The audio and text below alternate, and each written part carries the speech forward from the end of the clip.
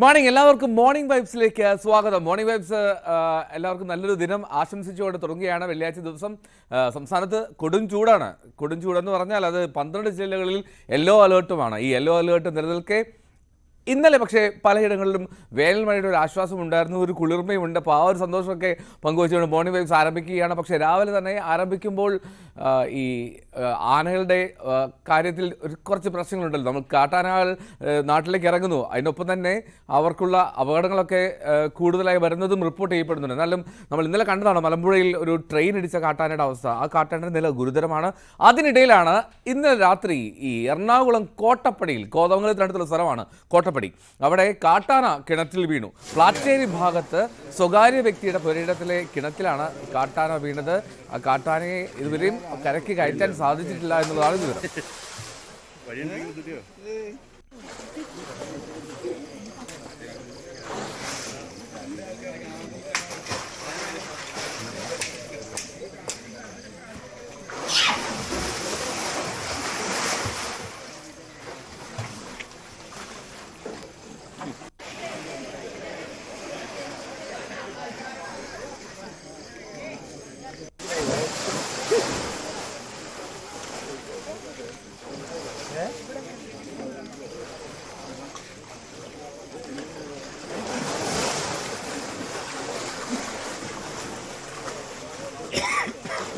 ടാൾസൺ P Mathew ആണ് വിവരങ്ങളുമായി ചേരുന്നത്. ടാൾസൺ, ഗുഡ് മോർണിംഗ്. ഈ കാട്ടാന ഇത് സ്വകാര്യ വ്യക്തിയുടെ പുരയിടത്തിലാണെന്ന് മനസ്സിലാവുന്നു, പക്ഷെ അതൊരു കിണറാണോ ഒരു കുഴിയാണോ? എപ്പോഴാണ് സംഭവം? ഈ രക്ഷപ്പെടുത്താനുള്ള ശ്രമം എവിടെ വരെ ആയി എന്നെല്ലാം അറിയാമോ? ഇന്ന് പുലർച്ചെ 2 മണിയോടെയാണ് കോട്ടപ്പടി പഞ്ചായത്തിലെ മുട്ടത്തുപാറയ്ക്ക് സമീപം പ്ലാച്ചേരിയിൽ സ്വകാര്യ വ്യക്തിയുടെ കുടിവെള്ള കുളത്തിൽ വീണത്. ഇത് 20ഓളം കുടുംബങ്ങൾ കുടിവെള്ളത്തിനായിട്ട് ഉപയോഗിക്കുന്ന ഒരു കിണറാണിത്. ഇവിടെയാണ് ആന വീണത്.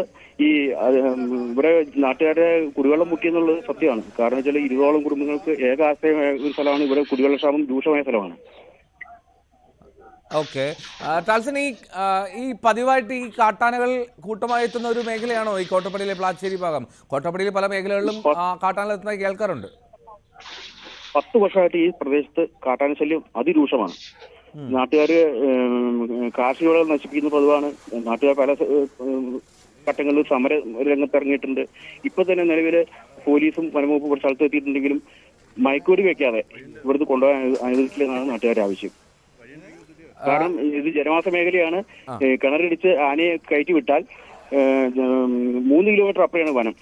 ഇവിടം വരെ ആന ജനങ്ങളുടെ സുരക്ഷത്തെ ബാധിക്കും എന്നുള്ളതുകൊണ്ട് മയക്കുവെടി വെച്ച് കൊണ്ടുപോകാനാണ് ആളുകൾ ആവശ്യപ്പെടുന്നത്. ഇതൊരു ഒറ്റ തിരിഞ്ഞെത്തിയ ആന എന്നാണ് കണക്കാക്കേണ്ടത്? അതൊരു കൂട്ടമായി എത്തിയ ആന സംഘത്തിൽ ഒന്ന് കിണറ്റിൽ വീഴുകയായിരുന്നു. കൂട്ടമായി എത്തിയ ആനയാണ്. ആനക്കൂട്ടത്തിൽ നിന്ന് വീണാണ്. ഓരോ കൂട്ടം തെറ്റി വന്ന് വീണതാണ്. ഇന്നലെ രാത്രി പരിസരത്ത് ആനകൾ തമ്പിടിച്ചിട്ടുണ്ടായിരുന്നു. ഓക്കെ, ഇപ്പോൾ വനം വകുപ്പ് അവിടെ എങ്ങനെയുള്ള ശ്രമത്തിലാണ്? അത് ഇപ്പോൾ നിലവിൽ എന്തെങ്കിലും അത് കിണറ്റിലേക്ക് എന്താ പറയുക കയറ്റാനുള്ള ശ്രമം എന്തെങ്കിലും നടത്തുന്നുണ്ടോ? ഈ JCB ഉപയോഗിച്ച് മണ്ണ് നികത്തി അങ്ങനെയാണല്ലോ സാധാരണ ചെയ്യുന്നത്. എന്താണ് മാർഗങ്ങൾ, എന്താണ് തേടുന്നത് വനം വകുപ്പ്?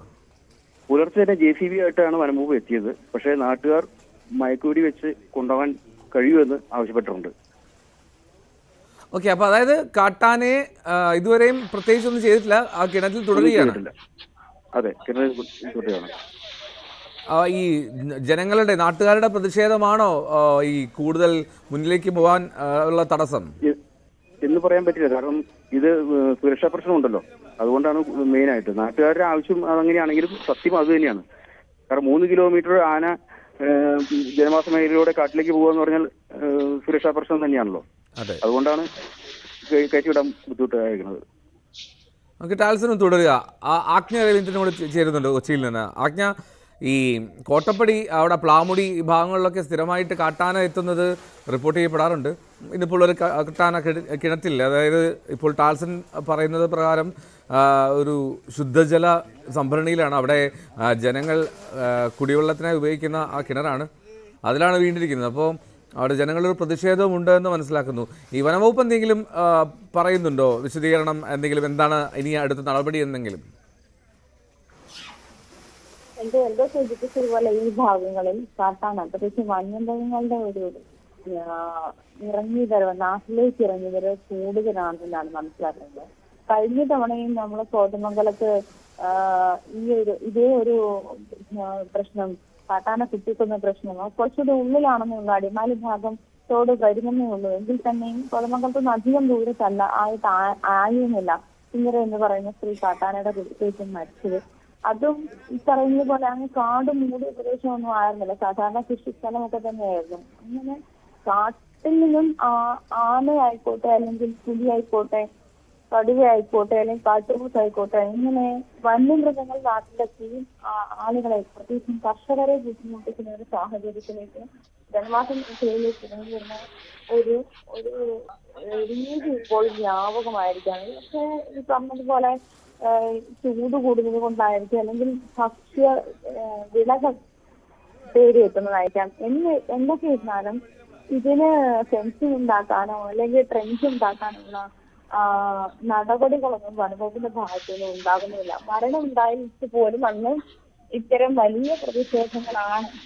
നമുക്കറിയാം, കോൺഗ്രസ് ഉൾപ്പെടെ അല്ലെങ്കിൽ അവിടുത്തെ ജനങ്ങൾ ഉൾപ്പെടെ വലിയ പ്രതിഷേധത്തിലേക്കാണ് പോയിരുന്നെങ്കിൽ പോലും ഈ കാര്യത്തിൽ നടപടിയെടുക്കാൻ വനം വകുപ്പ് അനങ്ങിയിട്ടില്ല. ഇതിൽ അനങ്ങാപ്പാറ നയം സ്വീകരിക്കുകയാണ് എന്ന് തന്നെ വേണം പറയാൻ. ഇത്തരത്തിൽ ഇപ്പോൾ ഇറങ്ങിയ കാട്ടാന അത് കൂട്ടത്തോടെ വന്നതാണോ, അത് കുടിവെള്ള കമ്പനിയിൽ വീട് പോയതാണോ? ആനക്കൂട്ടം വരുമ്പോൾ തന്നെ അതിനെ തിരിച്ചു കിട്ടാൻ മയക്കുവെടി വെക്കാതെ മയക്കുവെടി വെച്ച് കയറ്റി വിടണം എന്ന് ആളുകൾ ആവശ്യപ്പെടുന്നത് തന്നെ ചിലപ്പോൾ ആ വഴിക്കാരാണ് മനസ്സിലാക്കിയേക്കാം എന്നൊരു സാഹചര്യം കൂടി ഉണ്ടല്ലോ.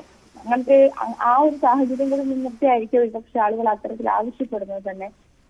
ഇങ്ങനെ നാട്ടിലിറങ്ങി ആളുകൾക്ക് നാശനഷ്ടങ്ങൾ ഉണ്ടാക്കുന്നു. ഇന്നും വനം വകുപ്പിന്റെ കാഴ്ചയോ അല്ലെങ്കിൽ ശ്രദ്ധയിലേ പെടുന്നില്ല എന്നുള്ള തരത്തിലാണ് പലപ്പോഴും പല ഉദ്യോഗസ്ഥരും പെരുമാറുന്നതെന്നാണ് പലയിടത്തും നമുക്ക് കിട്ടിക്കൊണ്ടിരിക്കുന്ന പരാതികളായാലും, അല്ലെങ്കിൽ നേരത്തെ ഈ കോതമംഗലത്തെ അന്ന് ഈ വിളനഷ്ടത്തിന് ഒരുപാട് കർഷകരുണ്ട്. ഇവരുടെയൊക്കെ പിന്നീട് ബന്ധപ്പെട്ടപ്പോഴായാലും ഉണ്ടായ നീക്കം വനംവകുപ്പിന്റെ ഭാഗത്തു നിന്നും ജനങ്ങളെ സംരക്ഷിക്കുന്ന ഒരു നടപടിയും ഉണ്ടാകുന്നില്ല എന്ന് തന്നെയാണ്.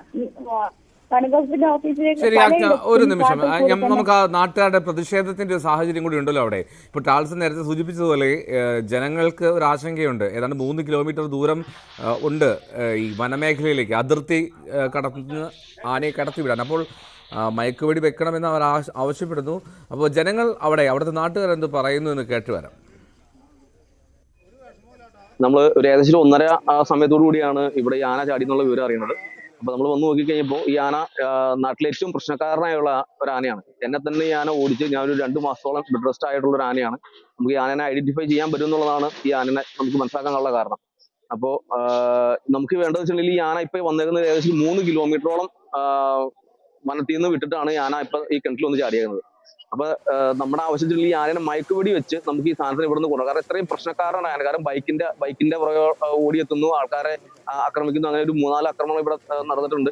അപ്പൊ അങ്ങനെയുള്ള ഒരു പ്രശ്നക്കാരനായ ആനനെ എത്രയും പെട്ടെന്ന് നമുക്ക് ഈ നാട്ടിൽ നിന്ന് തന്നെ ഒഴിവാക്കണം. മയക്കുവെടിച്ച് കൊണ്ടുപോകണം. ഇപ്പൊ ഇവിടുന്ന് കയറ്റിവിടാനുള്ള നടപടിയാണ് ഒരു ഫോറസ്റ്റുകാർ സ്വീകരിച്ചുകൊണ്ടിരിക്കുന്നത്. പക്ഷെ ഇവിടുന്ന് കയറ്റിവിട്ടാൽ തന്നെ ഏകദേശം 3 കിലോമീറ്റർ ജനവാസ മേഖലയിലൂടെ പോയാൽ മാത്രമേ ആനയ്ക്ക് വനത്തിലേക്ക് എത്താൻ പറ്റുള്ളൂ. അപ്പൊ ആ പോകുന്ന വഴിക്ക് പല പ്രശ്നങ്ങളും ഉണ്ടാവാനുള്ള സാധ്യതയുണ്ട്. അപ്പൊ അതുകൊണ്ട് മയക്കുവെടി വെച്ച് തന്നെ ഈ ആനനെ ഇവിടുന്ന് മാറ്റണം എന്നുള്ളതാണ് ഞങ്ങൾ ജനങ്ങളുടെ മെയിൻ ആയിട്ടുള്ള ഒരു ആവശ്യം. ആനശല്യം കണ്ടമാനം വെച്ചാൽ ഒരു 8-10 വർഷത്തിന് ഇടയ്ക്ക് ഭയങ്കര ശല്യമാണ്. ഇത് ഇന്നല്ല, ഞങ്ങൾ വർഷങ്ങൾക്ക് മുമ്പ് പ്രതീക്ഷിച്ചിരുന്ന സംഭവമാണ്. ഒന്നെങ്കിൽ ഒരു മനുഷ്യനെ ആന ചവിട്ടി കൊല്ലും, അല്ലെങ്കിൽ ഒരു ആന കിണറ്റിൽ വീഴും എന്നുള്ളത് ഞങ്ങൾ എന്നും പ്രതീക്ഷിക്കുന്ന ഒരു സംഭവമാണ്. നേരം വിളിക്കുമ്പോൾ നമ്മൾ പ്രതീക്ഷിക്കാവുന്ന ഒരു വാർത്ത തന്നെയാണ് ഇന്ന് കേട്ടേക്കുന്നത്. കാരണം ഒരിക്കലും നമ്മൾ ആന എങ്ങനെ പോയാലും ഒരു ആന വീഴാനുള്ള ഒരു സാഹചര്യം അത്രയ്ക്ക് അതിൽ കൂടുതൽ ആന വന്നുകൊണ്ടിരിക്കുകയാണ്. അപ്പൊ അതുപോലെ നമുക്ക് പ്രശ്നമുള്ളതുകൊണ്ട് എന്നെങ്കിലും ഒരു ആന കിണറ്റിൽ വീഴും എന്ന് നമ്മൾ വളരെ താല്പര്യത്തോടെയാണ് ഇരുന്നുകൊണ്ടിരുന്നത്. കാരണം അങ്ങനെയാണെങ്കിൽ നമ്മുടെ പ്രശ്നങ്ങൾ നാട്ടുകാരെ അറിയിക്കാനെങ്കിലും പറ്റുള്ളൂ. നമുക്കിപ്പോ ഈ ഒരു ആന വീണ് കിട്ടിയേക്കുന്നത് നമ്മുടെ ഈ ജനം ഇവിടെ ഇങ്ങനെ സംഭവം ഉണ്ടെന്നും നാട്ടുകാർ ഇങ്ങനെ ഒരു ശരിക്കും പറഞ്ഞ ഒരു പ്രശ്നത്തിലൂടെയാണ് കടന്നു പോകുന്നതെന്നുള്ളതും അറിയിക്കാനുള്ളൊരു അവസരം ഞങ്ങൾക്ക് കിട്ടിയേക്കുന്നത് ഇന്നാണ്, വർഷങ്ങൾക്ക് ശേഷം. ഞങ്ങൾ അതിനോട് സംസാരിച്ചിട്ടുണ്ട്. നിലവിൽ ഇപ്പൊ നേരം വെളുത്തു വരുന്നേ ഉള്ളൂ. മെയിനായിട്ട് MLA ആൾക്കാരോ അല്ലെങ്കിൽ ബാക്കി ആൾക്കാരോ ഒന്നും എത്തിയിട്ടില്ല. നിലവിൽ പഞ്ചായത്ത് മെമ്പറോട് നമ്മൾ കാര്യങ്ങൾ പറഞ്ഞിട്ടുണ്ട്, ഫോറസ്റ്റ് ഉദ്യോഗസ്ഥരോട് നമ്മൾ കാര്യങ്ങൾ പറഞ്ഞിട്ടുണ്ട്. അതിൽ കൂടുതലുള്ള ഉദ്യോഗസ്ഥർ വന്നുകൊണ്ടിരിക്കുന്നുള്ളൂ. അവർ വരുന്നതനുസരിച്ച് നമ്മുടെ കാര്യങ്ങൾ സംസാരിക്കുന്നതായിരിക്കും അവരോട്. ശരി, ടാൾസണിലേക്ക് ഒരിക്കൽ കൂടി പോവുകയാണ്. ടാൾസൺ ലൈനിലുണ്ടല്ലോ അല്ലേ? ഓക്കെ, ആജ്ഞ രവീന്ദ്രൻ, ആജ്ഞ, ഇപ്പോൾ ഈ ജനങ്ങൾ പറയുന്നത് പോലെ അതൊരു പ്രശ്നമാണ്. ഈ 3 കിലോമീറ്റർ ദൂരത്തിലാണ് വനം. അപ്പോൾ ജനവാസ മേഖലയിലൂടെ വേണം ഈ ആനയെ വനത്തിലേക്ക് തുരത്തണമെങ്കിൽ. പക്ഷേ സ്ഥിരമായി അവിടെ പ്രശ്നം ഉണ്ടാക്കുന്ന ഇവർക്കൊക്കെ ഐഡൻറ്റിഫൈ ചെയ്യാൻ പറ്റുന്ന ഒരു കാട്ടാനയാണ് എന്ന് പറയുമ്പോൾ അതിൽ ജനങ്ങളുടെ ഭാഗത്തുനിന്നുള്ള ആവശ്യം ന്യായമല്ലേ? മയക്കുവെടി വെച്ച് മാറ്റുക എന്നുള്ളൊരു ആവശ്യം അവർ ഉന്നയിച്ചാൽ അതിനെ എങ്ങനെ തള്ളിക്കളയാൻ കഴിയും?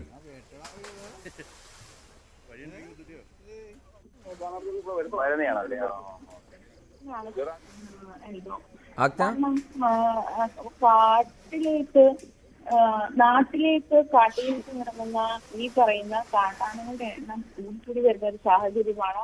ഇറങ്ങുന്ന ഇടവേളകൾ കൂടി വരികയാണ്, കുറഞ്ഞു വരികയാണ്. ഇങ്ങനത്തെ ഒരു സാഹചര്യത്തിലേക്ക് ഒരു നാടിനെ പ്രത്യേകിച്ച് ഞാൻ പറഞ്ഞല്ല, ഈ ഏകദേശം കുടിയേറിക്കാത്ത ആളുകളുടെ മേഖലയാണ്. അതുപോലെ കാടിന്റെ അതിർത്തിയിലാണ് കൂടുതൽ ആളുകൾ താമസിക്കുന്നത്.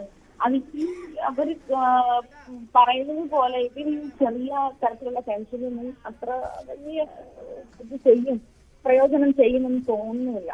പക്ഷെ ഫെൻസിങ്, അതുപോലെ കിടങ്ങുകൾ, ഇത്തരം ആവശ്യങ്ങൾ നാട്ടുകാർ നിരന്തരം മുന്നോട്ട് വയ്ക്കുന്നതാണ്. ഇങ്ങനെ കൂട്ടത്തോടെ ഇറങ്ങി ഇവരും വർഷങ്ങളായി ഇവര് ഈ കാർഷിക വിള നഷ്ടപ്പെടുന്നതിന്റെ ബുദ്ധിമുട്ടുകൾ, അല്ലെങ്കിൽ ഇവര് എവിടെന്നെങ്കിലൊക്കെ ലോണൊക്കെ എടുത്ത് കഷ്ടപ്പെട്ടുണ്ടാക്കുന്ന കൃഷി വിളകൾ നശിപ്പിക്കുന്നു. ഇതൊന്നും ആദായം ഉണ്ടാക്കാൻ കഴിയുന്നില്ല, അവർക്ക് അവിടെ ജീവിക്കാൻ കഴിയുന്നില്ല. അപ്പൊ അല്ലെങ്കിൽ അതിന് വേണ്ട നഷ്ടപരിഹാരം സർക്കാരിന്റെ ഭാഗത്തൊന്നും ഉണ്ടാകുന്നില്ല. വനം വകുപ്പും കൃഷി വകുപ്പും അതിന് വേണ്ട നടപടികളും ചെയ്യുന്നില്ല. ഇങ്ങനത്തെ ഒരു പരാതികൾ നമ്മൾ നിരന്തരം ഈ ഭാഗത്ത് ഈ ഏരിയയിലുള്ള ആളുകളുടെ ഭാഗത്ത് നിന്ന് അവരുടെ നിരന്തരമുള്ള പരാതി ഇത് തന്നെയാണ്. എന്നാൽ ഇതിന് പരിഹാരം കാണുന്നുണ്ടെന്ന് ചോദിച്ചാൽ 10 ഒരാളുടെ പരാതിയൊക്കെ ആയിരിക്കും ഇത്തരത്തിൽ, അല്ലെങ്കിൽ 100 പരാതിയൊക്കെ ആയിരിക്കും പരിഹരിക്കുന്നത്. ആ ഒരു സാഹചര്യത്തിലേക്ക് വരുമ്പോൾ പോലും അത്തരം ഒരു സാഹചര്യത്തിലേക്ക് വീണ്ടും ആളുകൾ ഇങ്ങനെ വന്നുകൊണ്ടേ ഇരിക്കുകയാണ്. ഇപ്പോൾ നമ്മുടെ നാട്ടുകാരുടെ ഒരാളുടെ ബൈക്ക് കേട്ടില്ലേ, ഒന്നിൽ കാട്ടാന ഒന്ന് ആരെങ്കിലും ചവിട്ടി ചെല്ലും, അതല്ലെങ്കിൽ കിടത്തി വന്ന് വീഴും, കിടത്തി വീഴും. ഈ ഒരു സാഹചര്യം അത് അവർക്ക് അറിയാം. ഇത് അവർക്ക് ആജ്ഞ പറഞ്ഞ പോലെ അത് ജനങ്ങളുടെ ആശങ്ക പരിഹരിക്കണം. എന്താണെങ്കിലും കോട്ടപ്പടി അവിടെ പ്ലാച്ചേരി ഭാഗത്താണ് ഇങ്ങനെ ഒരു സ്വകാര്യ വ്യക്തിയുടെ പുരയിടത്തിൽ ഈ കാട്ടാന വീണിട്ടുള്ളത്. കാട്ടാനയെ രക്ഷപ്പെടുത്തുക എന്നുള്ള ശ്രമം വനംവകുപ്പിന് ആരംഭിക്കാൻ കഴിഞ്ഞിട്ടില്ല. ഏറ്റവും ഒടുവിൽ പോലും അതിൻ്റെ കാരണം വേറൊന്നുമല്ല, ഈ കാട്ടാനയെ മയക്കുവെടി വെച്ച് കൊണ്ടുപോകണം, ഇവിടെ നിന്ന് മാറ്റണം എന്നുള്ള ജനങ്ങളുടെ ആവശ്യമാണ്. അത് കുറേയൊക്കെ അതിൽ ന്യായമുണ്ട്, അവരുടെ ആവശ്യം പരിഗണിക്കേണ്ടതുണ്ട്. പക്ഷേ അതേസമയം വളരെ സുരക്ഷിതമായി തന്നെ കാട്ടാനയെ ഈ കിണറ്റിൽ നിന്ന് തിരികെ കയറ്റേണ്ട ഉത്തരവാദിത്വം വനംവകുപ്പിനുമുണ്ടല്ലോ. അപ്പോൾ എന്നാലും കൂടുതൽ ഒരു ഡെവലപ്മെൻറ്റ് അപ്ഡേറ്റ് വരും ബുള്ളറ്റിനിൽ നമുക്ക് പ്രതീക്ഷിക്കണം. കോട്ടപ്പടിയിലെ ഈ കാട്ടാനയെ എങ്ങനെ കരക്ക് കയറ്റും, മുകളിലേക്ക് കയറ്റും എന്നുള്ള കാര്യത്തിൽ. നമ്മളിനിയും മലമ്പുഴയിലേക്കാണ് പോകുന്നത്. മലമ്പുഴയിൽ നമുക്കറിയാം ഇന്നലെ റെയിൽപാളം മുറിച്ചു കിടക്കുന്നതിനിടെ അപകടം പറ്റിയ കാട്ടാനയെ പറ്റി. കൊട്ടേക്കാടായിരുന്നു ആ അപകടം നടന്നത്. ആ കാട്ടാനയുടെ നില ഗുരുതരമാണ് എന്നുള്ളതാണ്. ഒരു തരത്തിലും ആനയുടെ ആശാവഹമായിട്ടുള്ള റിപ്പോർട്ടുകളല്ല പരിശോധിക്കുന്ന വൈദ്യസംഘം നൽകുന്നത്. ആനയ്ക്ക് പിൻകാലുകൾക്ക് ബലം കൊടുക്കാൻ കഴിയുന്നില്ല എന്നുള്ളതാണ് പ്രധാനപ്പെട്ട പ്രശ്നം. കിടപ്പിലായ ആനയെ എഴുന്നേൽപ്പിക്കാനുള്ള ശ്രമം അത് പരാജയപ്പെടുകയും ചെയ്തു. വിനേഷ് കുമാർ വാർത്തയുടെ വിശദാംശങ്ങളുമായി ചേരും. വിനേഷ്, ഒരുപക്ഷെ എല്ലാവരുടെയും ഒന്ന് നൊമ്പരം തോന്നിയ ദൃശ്യങ്ങളും ചിത്രങ്ങളുമൊക്കെ ആയിരുന്നു ആ ആന ഏന്തി വലിഞ്ഞ റോഡ് മുറിച്ച് കടക്കുന്ന ആ ദൃശ്യങ്ങൾ. അപ്പോൾ ആ കാട്ടാനയുടെ അവസ്ഥ എന്താണ് ഇപ്പോൾ? പക്ഷേ ദൃശ്യങ്ങളിൽ കാണുന്നത് എഴുന്നേറ്റ് നിൽക്കുന്നത് പോലെയാണല്ലോ, അതിൻ്റെ പിൻകാലുകൾക്ക് ഒരു തരത്തിലും ബലമില്ലാന്നാണോ? എൽദോ, ഇത് അപകടത്തിൽ പരിക്ക് പറ്റിയതിന് ശേഷം ഇപ്പോൾ ഇന്നലെ കുറച്ച് മണിക്കൂറായി ആനയ്ക്ക് എഴുന്നേറ്റ് നിൽക്കാൻ പറ്റാത്ത ഒരു അവസ്ഥയുണ്ടെന്നാണ് വനം വകുപ്പിൽ നിന്ന് ലഭിക്കുന്ന വിവരം. ഇപ്പോൾ നമ്മൾ കൊടുക്കുന്ന ദൃശ്യം ആ അപകടം നടന്നതിന് തൊട്ടു പിന്നാലെ ആന ആ കുറ്റിക്കാട്ടിലേക്ക് മാറിയതാണ്. അതിനുശേഷം എഴുന്നേൽക്കാൻ ആനയ്ക്ക് കഴിഞ്ഞിട്ടില്ല എന്ന് തന്നെയാണ് അറിയാൻ കഴിഞ്ഞത്. കഴിഞ്ഞ ഒരു 5-8 മണിക്കൂറിലധികം സമയമായി ആന എഴുന്നേറ്റിട്ടില്ല. ആന രക്ഷപ്പെടാനുള്ള ഒരു സാധ്യത കുറവാണ് എന്നുള്ളൊരു വിവരമാണ് നമുക്കിപ്പോൾ വനം വകുപ്പിൽ നിന്ന് ലഭിക്കുന്നത്. എന്തായാലും ആനയിപ്പോൾ ഒരു കാടിനുള്ളിലെ തന്നെ ഒരു താൽക്കാലിക കേന്ദ്രത്തിലേക്ക് മാറ്റിയിരിക്കുകയാണ്. അതുകൊണ്ട് തന്നെ നമുക്ക് അവിടെ നിന്ന് പോയി ദൃശ്യങ്ങൾ എടുക്കുക അതിലെല്ലാം തന്നെ പരിമിതിയുണ്ട്. വനം വകുപ്പ് ദൃശ്യങ്ങൾ നൽകിയാൽ മാത്രമേ നമുക്ക് കൊടുക്കാൻ കഴിയുകയുള്ളൂ. ആന എപ്പോഴും എഴുന്നേറ്റിട്ടില്ല. എഴുന്നേൽപ്പിക്കാനുള്ള ഒരു ശ്രമം നടന്നുകൊണ്ടിരിക്കുന്നുണ്ട്. നിലവിൽ വനം വകുപ്പ് മരുന്നും മറ്റ് ചികിത്സകളും നൽകുന്നുണ്ട്. വെറ്ററിനറി സർജൻ ഉൾപ്പെടെയുള്ള ആളുകൾ സ്ഥലത്തെത്തി മരുന്ന് നൽകുന്നുണ്ട് ആനയ്ക്ക്. പക്ഷേ കാലിന് പിൻകാലിനാണ് സാരമായ പരിക്കേറ്റിട്ടുണ്ട്. അതുകൊണ്ട് തന്നെ എഴുന്നേൽക്കാനോ അതുപോലെ തന്നെ മറ്റൊന്നും കഴിയാത്തൊരു സ്ഥിതിവിശേഷം തന്നെയാണുള്ളത്. ആനയ്ക്ക് മതിയായ ചികിത്സ നൽകണം എന്നാവശ്യപ്പെട്ടുകൊണ്ട് വനം മന്ത്രിക്ക് ആനപ്രേമി സംഘം ഉൾപ്പെടെ പരാതി നൽകിയിട്ടുണ്ട്. പുറമേക്ക് പക്ഷേ പരിക്കൊന്നും കാണാനില്ല എന്ന് തന്നെയാണ് അറിയുന്നത്. ഇതിനൊരു വിദഗ്ധ പരിശോധന നടത്തിയാൽ മാത്രമേ പുറമേക്ക് മറ്റ് പരിക്കുകൾ എന്തെങ്കിലും ഉണ്ടോ എന്നുള്ളത് അറിയാൻ കഴിയുള്ളൂ. പരിക്കുകൾ ഉള്ളിലേക്ക് പരിക്കുകൾ പറ്റിയിട്ടുണ്ട്. ഈ കാലിന് മാത്രമല്ലാതെ മറ്റെന്തെങ്കിലും ഉള്ളിലേക്ക് പരിക്കുകൾ പറ്റിയിട്ടുണ്ടോ എന്നുള്ള സംശയമുണ്ട്. സാധാരണ നിലയിൽ കാലിന് മാത്രം പരിക്കാണെങ്കിൽ ഇങ്ങനെ ഒരു ഗുരുതരാവസ്ഥയിലേക്ക് പോകേണ്ട കാര്യമില്ല. ഉള്ളിൽ മറ്റെന്തെങ്കിലും പരിക്ക് പറ്റിയിട്ടുണ്ടോ എന്നുള്ളത് പരിശോധിക്കുന്നുണ്ട്. ഇതിൽ അങ്ങനെ രക്തസ്രാവമൊന്നും ഉള്ളിൽ നിന്ന് ഉണ്ടാകുന്നതായിട്ടൊന്നും വനം വകുപ്പിന്റെ പരിശോധനയിൽ ഈ വെറ്ററിനറി സർജൻ പരിശോധന നടത്തിയപ്പോൾ അങ്ങനെയൊന്നും മനസ്സിലായിട്ടില്ല. എന്തായാലും നമുക്കറിയാം ഈ പ്രദേശത്ത് വാളയാർ ഈ ഭാഗത്ത് മലമ്പുഴ ഭാഗത്തെല്ലാം തന്നെ ധാരാളം ഈ ആനത്താരകളുള്ള സ്ഥലമാണ്. ആനകൾ നിരവധി മുറിച്ചു കിടക്കുന്ന ഒരു പ്രദേശം കൂടിയാണ് ഇത്. ഇവിടെ ആനകൾ അതുകൊണ്ട് തന്നെ ട്രെയിൻ ഇടിച്ച് ഈ റെയിൽവേ ട്രാക്ക് മുറിച്ചു കിടക്കുന്നതിനിടയിൽ ട്രെയിൻ ഇടിച്ച് ആനകൾ ചരിയുന്നതും എത്രയോ സംഭവങ്ങൾ ഉണ്ടായിട്ടുണ്ട്. ഇതിനിടയിലാണ് ഇപ്പോൾ ഇതിന്റെ ഒരുപക്ഷെ ആന ഇത് മുറിച്ച് കടന്നതിന്റെ ട്രെയിൻ പാസ് ചെയ്ത് പോകുമ്പോൾ പിൻഭാഗത്തെ കാലിന് തട്ടിയതാവാം എന്നുള്ളൊരു നിഗമനത്തിലാണ് വനം വകുപ്പ്. എന്തായാലും അത്തരത്തിലുള്ളൊരു ചികിത്സ നൽകുന്നുണ്ട്. എന്തായാലും ഇതിന്റെ കൂടുതൽ വിവരങ്ങൾ എന്തായാലും നമുക്ക് അല്പസമയത്തിനകം തന്നെ ലഭിക്കും എന്നാണ് അറിയാൻ കഴിയുന്നത്. വിനേഷ്, ഈ ആനയുടെ കാലിന്റെ കുഴ അത് തെറ്റിയെന്നുള്ള സംശയമുണ്ട്. പക്ഷേ അപ്പോഴും അത് എഴുന്നേൽക്കാൻ കഴിയുന്നില്ല എന്നുള്ളൊരു പ്രശ്നമല്ലേ ഉള്ളൂ. ആനയ്ക്ക് ഈ ട്രെയിൻ തട്ടിയത് വഴി മറ്റെന്തെങ്കിലും ഗുരുതര പ്രശ്നങ്ങളുണ്ടെന്ന് ഈ വിദഗ്ധ സംഘം ഒരു 5 പേരടങ്ങുന്ന മെഡിക്കൽ സംഘമല്ലേ പരിശോധിക്കുന്നത്. അപ്പോൾ അവർക്ക് ഒരു ഫൈനൽ കൺക്ലൂഷനിലേക്ക് എത്താൻ കഴിയുന്നില്ലേ? പിൻകാലുകൾക്ക് ബലം കൊടുക്കാൻ കഴിയുന്നില്ല. കുഴ തെറ്റി എന്നുള്ളൊരു സംശയം തന്നെയാണുള്ളത്. എല്ലുകൾക്കൊന്നും പൊട്ടലില്ല. ഞാൻ നേരത്തെ പറഞ്ഞ പോലെ തന്നെ പുറമെ പരിക്കും കാണാനില്ല. പക്ഷേ ഉള്ളിലേക്ക് പരിക്കുണ്ടോ എന്നുള്ളതിന്റെ പരിശോധനകൾ നടന്നു വരുന്നേ ഉള്ളൂ. പക്ഷേ ഇവർ പറയുന്നു ആന ഗുരുതരമാണ് ആനയുടെ അവസ്ഥ എന്ന്. അങ്ങനെയാണെങ്കിൽ ഒരു പക്ഷേ കാലിന് മാത്രമായിരിക്കില്ല പരിക്ക് എന്നുള്ളതാണ്. ആന തീരെ അവശ നിലയിലാണ്. ആനയ്ക്ക് എഴുന്നേറ്റ് നിൽക്കാൻ കഴിയാത്ത, കാലിന് മാത്രമല്ല ആനയെ തീരെ അവശ നിലയിൽ തന്നെയാണ് ആനയുള്ളത്. മറ്റേതെങ്കിലും തരത്തിലേതെങ്കിലും ഈ അപകടത്തിൽ ഈ എന്തെങ്കിലും ആന്തരിക അവയവങ്ങൾക്കോ മറ്റോ പരിക്ക് പറ്റിയിട്ടുണ്ടോ എന്നുള്ളതിന്റെ ഒരു വിശദമായ പരിശോധന എന്തായാലും ഈ മെഡിക്കൽ സംഘം നടത്തുന്നുണ്ട്. അതും കൂടെ അതിന് ലഭിക്കുന്ന മുറയ്ക്ക് മാത്രമായിരിക്കും എങ്ങനെയാണ് ആനയുടെ ഇപ്പോഴത്തെ ഒരു ആരോഗ്യനില വ്യക്തമാവുകയുള്ളൂ. ശരി വിനേഷ്, എന്നാലും 2 കാട്ടാനകളാണ് ഇന്ന് രാവിലെ തന്നെ വാർത്തകളിൽ ആദ്യം ഇടം പിടിക്കുന്നത്. ഒന്ന് കോട്ടപ്പടി, എറണാകുളം ജില്ലയിൽ കോതമംഗലത്തിനടുത്ത് കോട്ടപ്പടി എന്ന സ്ഥലമുണ്ട്. അവിടെ പതിവായി കാട്ടാനകൾ എത്തുന്ന ഒരു മേഖല കൂടിയാണ്. അവിടെ വനാതിർത്തിയോട് ചേർന്ന് കിടക്കുന്ന ഒരു പ്രദേശമാണ്. വലിയ കൃഷിയിടങ്ങളുള്ള സ്ഥലങ്ങളാണ്. അപ്പോൾ അവിടെ ഒരു കാട്ടാന ഒരു ശുദ്ധജല അല്ലെങ്കിൽ ജനങ്ങൾ കുടിക്കാൻ ഉപയോഗിക്കുന്ന കിണറ്റിൽ വീണു. ജനങ്ങൾ പ്രതിഷേധമുണ്ട്. കാരണം വേറൊന്നുമല്ല, കാട്ടാനയെ നേരെ കയറ്റി വിടണ്ട, അത് വെടിവെച്ച് മയക്കുവെടി വെച്ച് തന്നെ മാറ്റണം എന്നുള്ളതാണ് ആവശ്യം. പ്രശ്നക്കാരനാണ് ആന എന്നും പറയുന്നു അവിടുത്തെ ജനങ്ങൾ. മറ്റൊന്ന്, ഇപ്പോൾ വിനേഷ് റിപ്പോർട്ട് ചെയ്തതുപോലെ മലമ്പുഴയിൽ ട്രെയിൻ തട്ടിയ കാട്ടാനയുടെ നില ഗുരുതരമായി തുടരുകയാണ്. എഴുന്നേൽപ്പിക്കാനുള്ള ശ്രമം അത് അമ്പെ പരാജയപ്പെട്ടു എന്നാണ് വിദഗ്ധ സംഘം പറയുന്നത്. ആന രക്ഷപ്പെടാൻ സാധ്യത കുറവാണെന്നും അവർ പറയുന്നു. എന്നാലും നമുക്ക് പ്രതീക്ഷ വയ്ക്കാം, ആന രക്ഷപ്പെടും, എഴുന്നേറ്റ് നിൽക്കും, ആനയുടെ ആയുസ് നിലനിർത്താൻ കഴിയട്ടെ എന്ന് ആഗ്രഹിക്കുകയും ചെയ്യാം. എന്നാലും നമ്മൾ മോർണിംഗ് വൈബ്സ് ഇനി ഒരു ഇടവേളയിലേക്ക് പോവുകയാണ്. ഇടവേളയ്ക്ക് ശേഷം നമ്മൾ വിശദമായി തെരഞ്ഞെടുപ്പ് വാർത്തകളിലേക്ക് എത്തും. ഒരു ഇടവേള.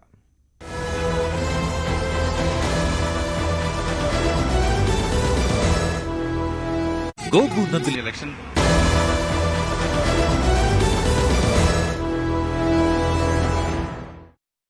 മോർണിംഗ് വൈബ്സ് തുടരുന്നു. നമുക്ക് നോക്കാം തെരഞ്ഞെടുപ്പ് വാർത്തകൾ.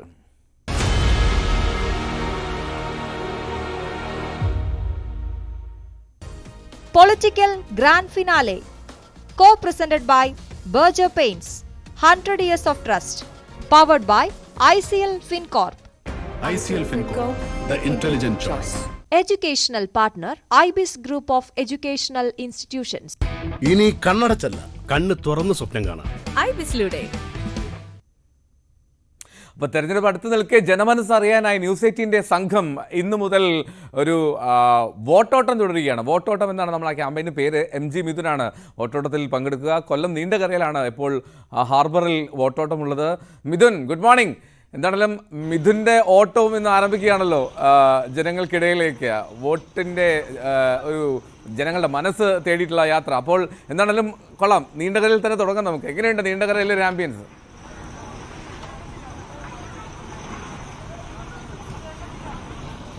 Eldho good morning. ഒപ്പം തന്നെ എന്റെ ജില്ലയാണ് കൊല്ലം ജില്ല. എന്റെ ലോക്സഭാ മണ്ഡലം വരുമ്പോൾ ഞാൻ ആലപ്പുഴയാണ് എങ്കിൽ പോലും തന്നെ എന്റെ ജില്ലയാണ് കരുനാഗപ്പള്ളി കൊല്ലം ജില്ലയുടെ ഭാഗമായിട്ടുള്ളത് തന്നെയാണ്. എന്തായാലും ഇവിടെ നിന്ന് തന്നെ വോട്ടോട്ടം ആരംഭിക്കാൻ പറ്റിയത് തന്നെ വളരെ ഒരു സന്തോഷം തോന്നുന്ന ഒരു നിമിഷം തന്നെയാണ്. എന്തായാലും രാവിലെ തന്നെ നമ്മളിവിടെ എത്തി.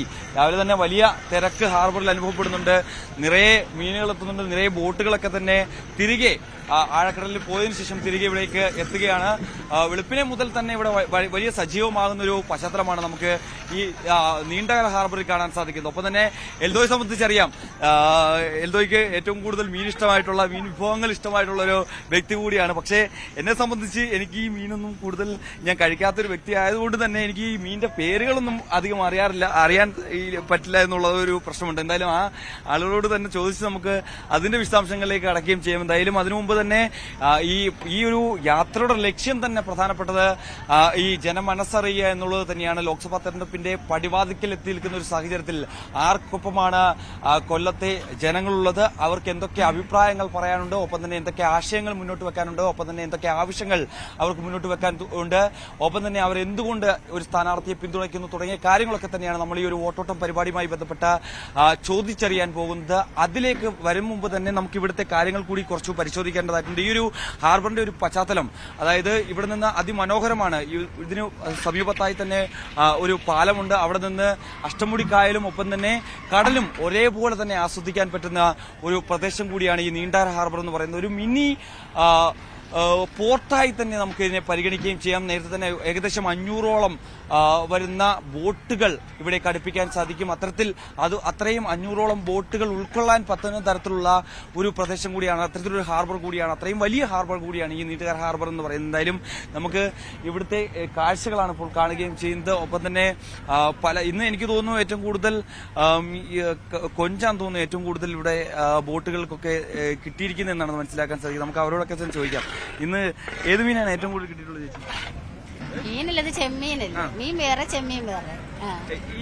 ഈ സമയത്ത് ഈ ചെമ്മീനാണോ കൂടുതൽ കിട്ടുന്നത്? ചെമ്മീനാ കിട്ടുന്നത്. ഇപ്പൊ എന്താണ് ചെയ്തു?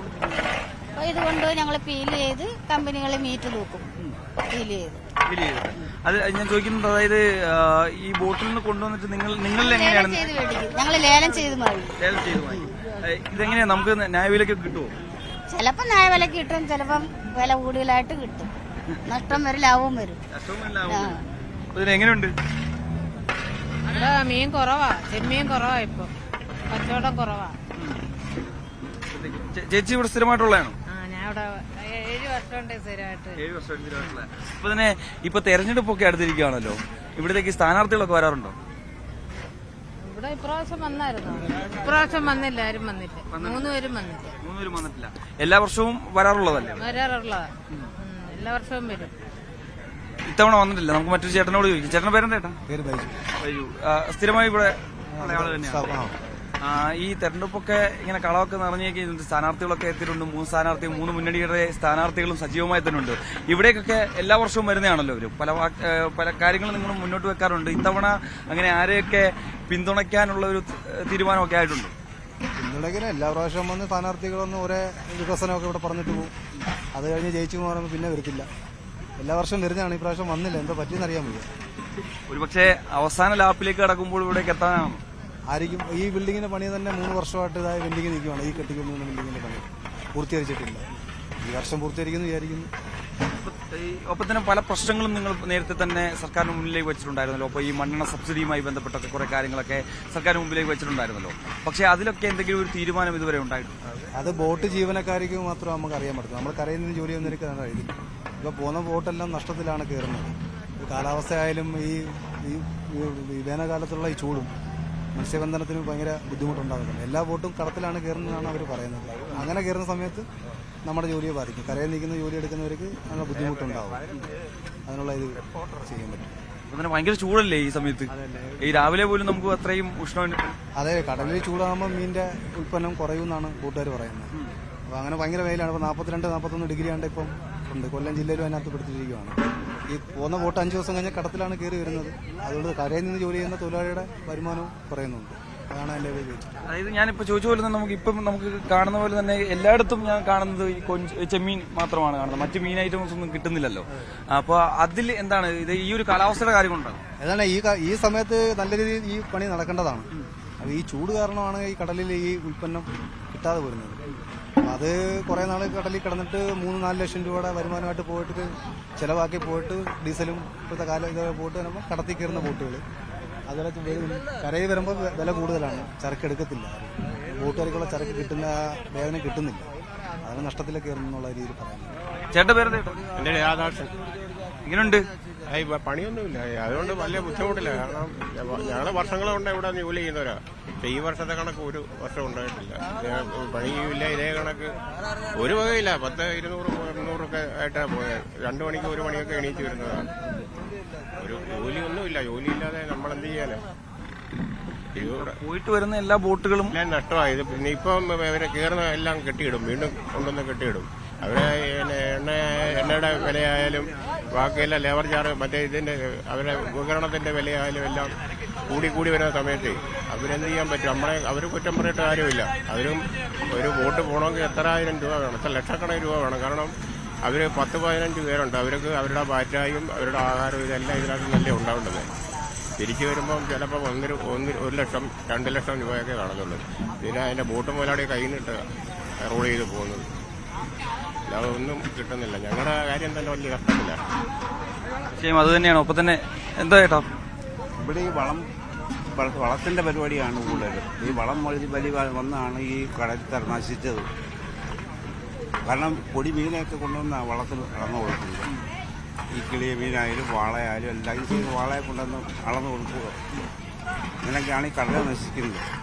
അല്ലാതെ വേറെ ഒരു ഇതില്ല. അതിന് പോകുന്ന ബോട്ട് ഒന്നുമില്ല, കിട്ടാതെ കയറി വരിക, വളം മാത്രം വലിച്ചിട്ട് വരിക.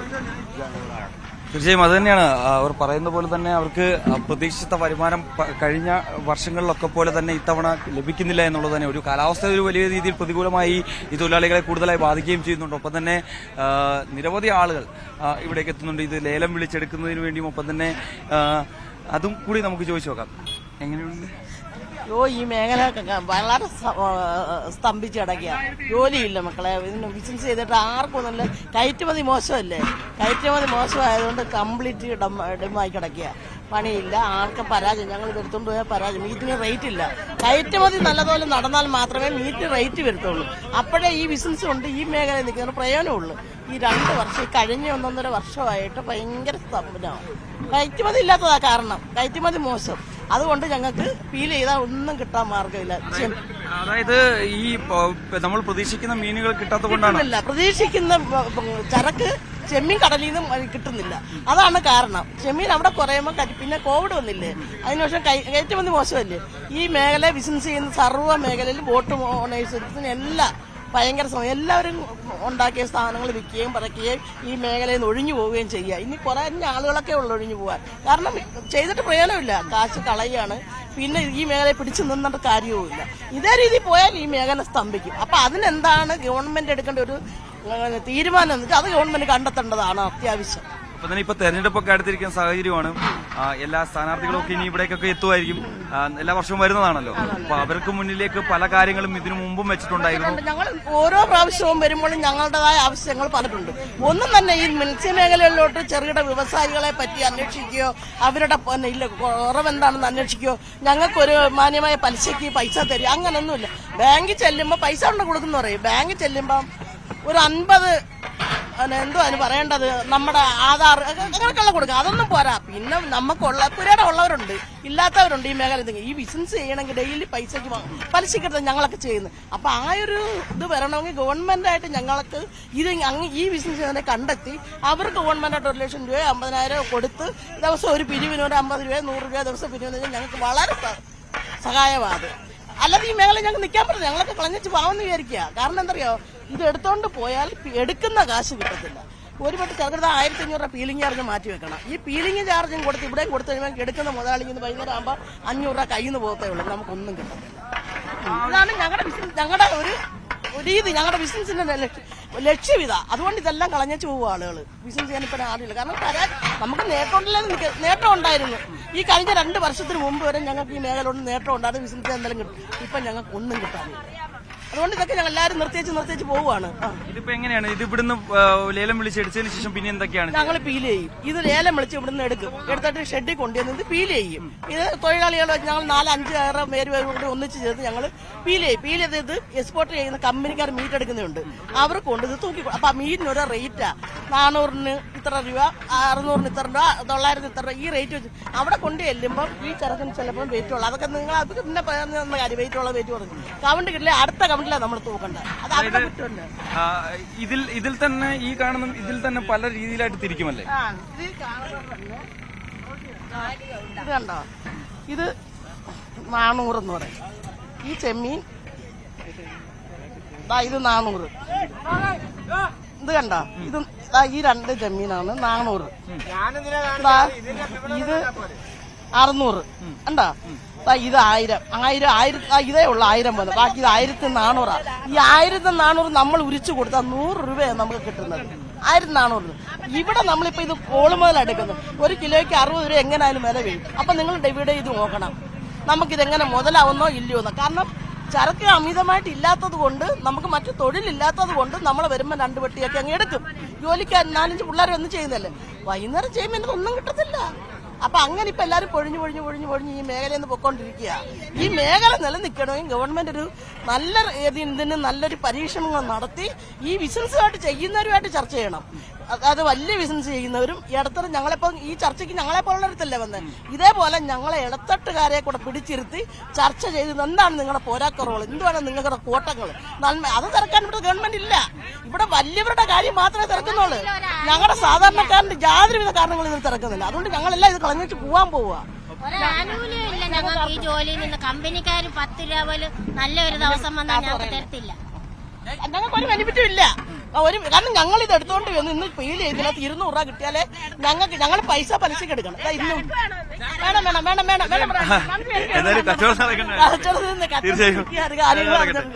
എന്തായാലും കച്ചവടം നമ്മൾ മുടക്കാൻ പാടില്ല. ഞങ്ങൾക്ക് കമ്പനിയിൽ നിന്ന് ഒരു നല്ല ദിവസം വന്നാൽ 10 രൂപ തന്നിട്ടില്ല. ഒരു ലാഭവും ഇല്ല. ഞങ്ങളന്ന് തൂക്കുന്ന നഷ്ടമാണെങ്കിൽ നഷ്ടമായിട്ട് പോകണം. ഞങ്ങൾക്കിപ്പോ ഒരു ലാഭവും ഇല്ല. ഇത് 2 വർഷം കൊണ്ട് ഞങ്ങൾക്ക് ഭയങ്കര പരാജയങ്ങളാ. കുടുംബവും പരാജയം, നമ്മുടെ നാടും പരാജയം. ഈ നാടിന് വികസനവും കുറവ്. ചെമ്മീനില്ല. ഈ ഇപ്പം എന്തായാലും ഇലക്ഷൻ എടുത്തിരിക്കുന്ന സാഹചര്യമാണല്ലോ. അപ്പൊ എല്ലാവരും വരുമല്ലോ. സ്ഥാനാർത്ഥികളൊക്കെ വരുമ്പോഴത്തേക്ക് ഈ കാര്യങ്ങളൊക്കെ നിങ്ങൾ അവരോട് പറയും. അത് ഇതുവരെ ഞങ്ങളെ മുമ്പിൽ ഒരു സ്ഥാനാർത്ഥികളെ കണ്ടിട്ടില്ല. അവര് പറയും വന്ന് മറ്റുള്ള വോട്ടെടുക്ക് ചോദിക്കാൻ വരുന്നവർ വരുന്നെന്നല്ല. സ്ഥാനാർത്ഥികൾ വന്നാൽ എല്ലാം പറയാനിരിക്കുക. ഞങ്ങൾക്ക് ഇവിടെ കൊണ്ട് ജീവിക്കാൻ പറ്റത്തില്ല. ഈ സ്ഥാനാർത്ഥികൾ വരുമ്പോൾ ഞങ്ങൾ കാര്യങ്ങൾ പറയുന്നുണ്ട്. അവരിപ്പൊ കേട്ടു പോകും. പിന്നെ ഇനി വരുന്നവർ അടുത്ത ഇലക്ഷനാ. നമ്മുടെ വിഷമങ്ങൾ മറ്റാരും തോന്നില്ല. അവരാരും കൈക്കൊള്ളുന്നില്ല. ഞങ്ങളിതൊന്നും പറയട്ടെ, ഞങ്ങൾ ഗവൺമെന്റ് MPDയുടെ പീലിംഗ് ഷെഡ് പീൽ ചെയ്യുന്നതാ ഗവൺമെന്റിന്റെ. ഞങ്ങൾക്ക് യാതൊരുവിധ ആനുകൂല്യം ഞങ്ങൾക്ക് നഷ്ടമല്ലാതെ ഒരു കോട്ടൊന്നുമില്ല. ഞങ്ങൾക്ക് പടിഞ്ഞാറ് ഷെഡ് ഉണ്ടാകും. ഞങ്ങൾക്ക് അതിന് പകരം ഇവിടെ ഉണ്ടാക്കി തന്നിട്ടുണ്ട്. പിന്നെ കോടിക്കണക്കിന് രൂപ ചെലവാക്കി ഞങ്ങൾ 1 കിലോയ്ക്ക് 1 രൂപ വെച്ച് അവർക്ക് കൊടുക്കുക. ഞങ്ങൾക്ക് പരാജയമല്ല ഒന്നുമില്ല. ഗവൺമെന്റ് ഞങ്ങൾക്ക് ഒന്നും ചെയ്യുന്നില്ല. സ്ഥാനാർത്ഥികളും ഞങ്ങൾക്കൊന്നും ചെയ്യത്തില്ല. അവർ കേട്ടോണ്ട് പോകും എന്ന് പറഞ്ഞു. ഞങ്ങൾക്ക് ഞങ്ങളെപ്പോലുള്ള ഇടത്തരക്കാരെയും കൂടെ നിങ്ങൾ വിളിച്ച് ചർച്ചയ്ക്കെടുത്ത് ഈ ബിസിനസ് ചെയ്യുന്നിടത്ത് എന്താണ് കോട്ട, ഈ കടലിൽ പോയി അവർക്ക് കിട്ടിയാലും ഞങ്ങൾക്ക് വില കുറച്ച് 500 രൂപ തരത്തോടുക്കത്തുള്ളൂ. പരാജയം. അപ്പൊ ഞങ്ങൾ എങ്ങനെ ഇത് ജീവിക്കും? ഞങ്ങളെപ്പോലെ സാധാരണക്കാരെ നിങ്ങൾ കണ്ടെത്ത്. ഇവിടെ ആയിരക്കണക്കിന് സാധാരണക്കാരുണ്ട്. ഇപ്പൊ പോയി പിഴിഞ്ഞു പോയി 10, 200, 300 പേരായി ഇവിടെ. ഞങ്ങൾ ആത്മഹത്യ ചെയ്താൽ മതി കൂട്ടത്തോട്. അതേ സ്റ്റേയിലാണ് ഞങ്ങളുടെ ബിസിനസിന്റെ രീതി. അതുകൊണ്ട് അതിന് നിങ്ങൾ എല്ലാവരും ഭയങ്കര ചർച്ച കേട്ടോണ്ട് പോകുന്നു. ഞങ്ങൾ ഇത് തയ്യാറാകാതെ കഴിഞ്ഞ ഇലക്ഷന് ഈ ചർച്ച ചെയ്തതാ. നിങ്ങൾ എല്ലാവരും കേട്ടോണ്ട് പോകുന്ന ഇപ്പൊ ഇത് വീഡിയോ ഇത് ഇന്നോ നാളെ കാണിക്കും. പിന്നെ ഇതിന്റെ ചർച്ചയേ ഇല്ല. ഇതെന്താണ് ഇത് നിങ്ങൾ കണ്ടെത്തി. ഈ കടലിൽപ്പെട്ട് ഇവർക്ക് ചരക്ക് കിട്ടിയാലേ ഞങ്ങൾക്ക് നേട്ടമുള്ളൂ. മനസ്സിലായില്ലേ? അപ്പൊ അമിത വിളിച്ച് വന്നു നമുക്ക് 500 രൂപ കുറച്ച്. ആ 500 രൂപ നമുക്ക് പണിയുമ്പോൾ കിട്ടും. ഇപ്പൊ അവർക്ക് കിട്ടുന്നില്ല, ഞങ്ങൾക്കും ഇല്ല. അതുകൊണ്ട് ഇതെല്ലാം നിർത്തിവെച്ച് പോയിട്ട് ഈ മേഖല കണ്ടോ സ്തംഭിച്ച്. എന്തായാലും അവർ വരുമ്പം ഈ കാര്യങ്ങളെല്ലാം ഉന്നയിക്കും.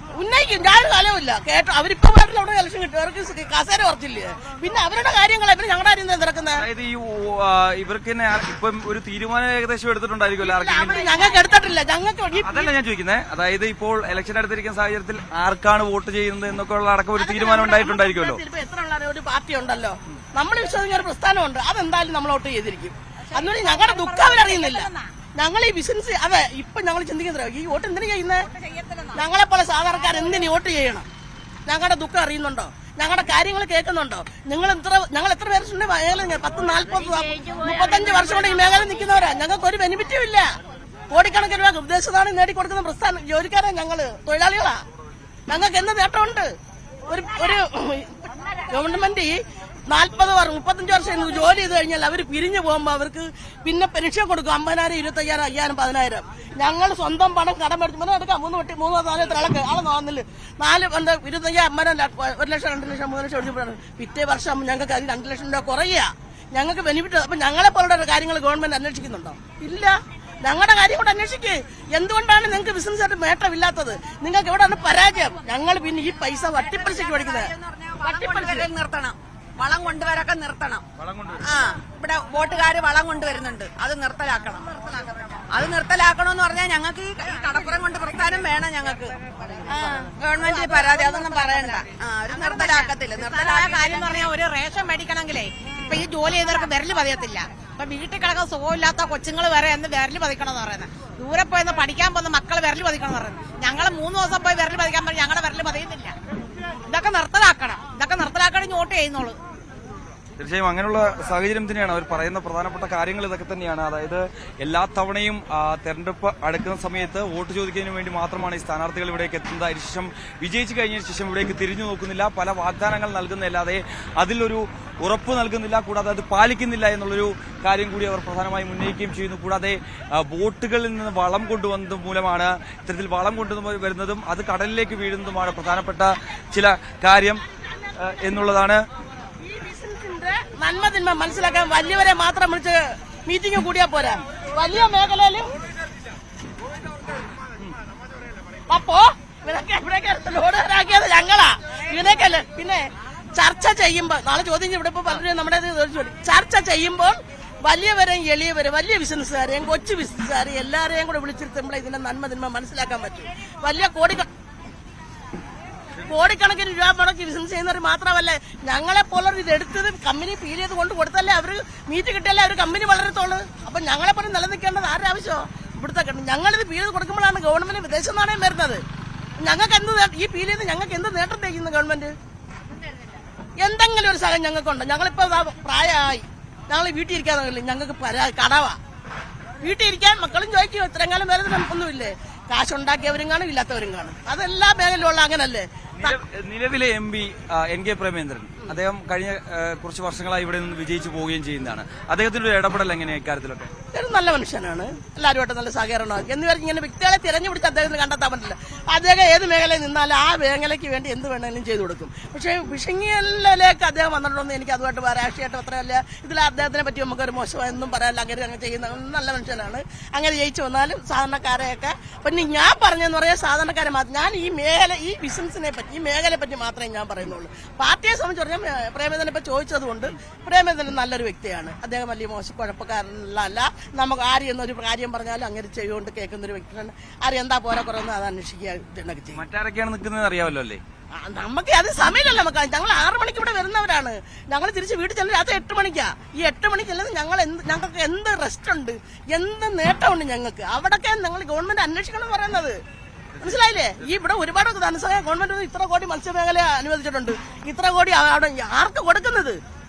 ഈ അനുവദിച്ച പണം ഈ ഗവൺമെന്റ് പ്രസ്ഥാനത്ത് ഞാൻ ഇവിടെ ഈ ഷെഡ് ഇവിടെ പറഞ്ഞു വീണ് 3 ട്രിപ്പ് ഞാൻ പല രോഗങ്ങൾ എന്നെ പോലെ ഓരോരുത്തരും ആർക്കും യാതൊരു ബെനിഫിറ്റും ഞങ്ങളെ പോലെ സാധാരണക്കാരന് യാതൊരു ബെനിഫിറ്റും ഇല്ല. ഇത് ഓരോരോ പാർട്ടി വോട്ട് വരുമ്പോൾ ഇങ്ങനെ വരും. ഞങ്ങൾ പറഞ്ഞോണ്ട് ഇതുകൊണ്ട് അതുകൊണ്ട് ഞങ്ങൾ മനഃപൂർവ്വം പറയാൻ ഞങ്ങൾ ഈ MPDയിലാണ് പണിയുന്നത് ഗവൺമെന്റിന്റെ. നിങ്ങൾ അവിടോട്ട് പോവാ. കഴിഞ്ഞ പ്രാവശ്യം വന്ന് അവിടെ ഇന്റർവ്യൂ ഒക്കെ നടത്തിയതാണ്. തീർച്ചയായും ഞങ്ങൾ അങ്ങോട്ട് തന്നെ വരികയും ചെയ്യും. അവിടുത്തെ പ്രശ്നങ്ങൾ എത്തിക്കുകയും ചെയ്യും. വേണ്ടപ്പെട്ടവരെ അറിയിക്കുകയും ചെയ്യുന്നതാണ് കാര്യം. തീർച്ചയായും ഒരു ചാനലിൽ വന്ന് ഇതിന്റെ ഒരു തീരുമാനം ഞങ്ങളെ പോലെ സാധാരണക്കാരെ അറിയിച്ചില്ലെങ്കിൽ ഞങ്ങൾ ഇനിയൊരു ചർച്ച പറയത്തില്ല. തീർച്ചയായും 7 മാസം 8 മാസം പെൻഷനുണ്ട്. അത് കണ്ട് ജീവിക്കുന്ന നമ്മള് ഇതിനകത്തൊന്നും ഒരു ചുക്കുമില്ല. വന്ന് മെനക്കെടാന്നല്ല ഒന്നുമില്ല. വോട്ട് ചെയ്യത്തില്ല. എന്തായാലും അത്ര അവര് ചെയ്ത് അവരെ ഭാര്യയും മക്കളും നേടും. നമുക്കെന്താണ് അവര് എന്ത് ചോദിക്കും തൊഴുതുകൊണ്ടാണ് വരുന്നത്. കഴിയ മേളിൽ കയറുമ്പോ പോക്ക അനുഭവിച്ചതാ മോനെ. അതുകൊണ്ട് പറയുക. അപ്പൊ ഇത്തവണ വരുമ്പോഴത്തേക്കും കാര്യങ്ങളൊന്നും നടന്നിട്ടില്ല എന്ന് അതുകൊണ്ട് ഞങ്ങൾ വോട്ട് ചെയ്യുന്നില്ല എന്ന് അവരെ അറിയിക്കുമോ? പറയും. ഞങ്ങളുടെ തഴയൊന്നും പോത്തില്ല. അങ്ങക്കല്ലേ ഈ പെൻഷൻ കിട്ടണം. അല്ലെ ഞങ്ങൾക്ക് പെൻഷൻ കിട്ടണം. 7 മാസം മുടക്കമുണ്ട്. എന്തോ ചെയ്യും ഞങ്ങള്? ഇവരെയൊക്കെ നേടിക്കൊണ്ട് പോയാൽ അവരെ ഭാര്യയ്ക്കും മക്കൾക്കും കൊള്ളാം. ഞങ്ങളെന്തോ ചെയ്യും മോനെ? കണ്ട ഈ രംഗം ഞങ്ങൾ പെടുന്ന പടം അയ്യിട്ട് ഒരു പരവും കാണത്തില്ലല്ലോ. ചെയ്യുന്നതിനെ മിച്ചം ഈ വയറ്റിന്നൊക്കെ കിടക്കുന്നവരാ, പെൻഷൻ കൊണ്ട് ജീവിക്കുന്നവരാ, അത് വരെ മുടങ്ങി ഒരേ തവണ ഒരേ ജയിച്ച് മാറി അവരെല്ലാം അങ്ങ് കയറി. ഞങ്ങൾ എന്താ വേണം?